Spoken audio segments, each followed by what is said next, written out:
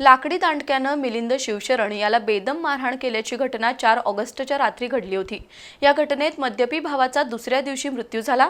राजेंद्र नगरात घडलेल्या या घटनेत थोरला भाऊ महेंद्र शिवशरणला राजारामपुरी पोलिसांनी 5 ऑगस्टला अटक केली। न्यायालयानं त्याला 10 ऑगस्टपर्यंत पोलीस कोठडी सुनावली आहे। कोल्हापुरातील राजेंद्र नगर इथं प्रताप शिवशरण हे कुटुंबियांसह राहतात। त्यांना महेंद्र आणि मिलिंद अशी अपत्ये आहेत। ही दोन्ही मुलं मोलमजुरी करून कुटुंबाचा उदरनिर्वाह चालवतात। त्या अपत्यापैकी धाकटा मिलिंद याला दारूचं व्यसन होतं। रोज रात्री दारू पिऊन घरी येऊन तो धिंगाणा घालत होता।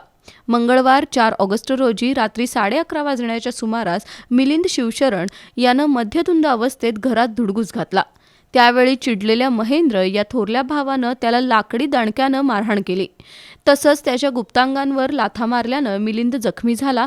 मारहाणीनंतर तो झोपी गेला होता, मात्र सकाळी तो उठलाच नाही। बेशुद्ध अवस्थेतच कुटुंबियांनी त्याला रुग्णालयात दाखल केलं, मात्र तत्पूर्वीच त्याचा मृत्यू झाल्याचं डॉक्टरांनी सांगितलं। दरम्यान महेंद्र शिवशरण यानं धाकट्या भावाच्या अंत्यसंस्काराची तयारी सुरू केली होती। याबाबत राजारामपुरी पोलीस ठाण्याचे निरीक्षक विकास जाधव यांना अज्ञातानं फोनवरून माहिती दिली। त्यानंतर पोलीस कर्मचारी घटनास्थळी आणि सीपीआरमध्ये दाखल झाले।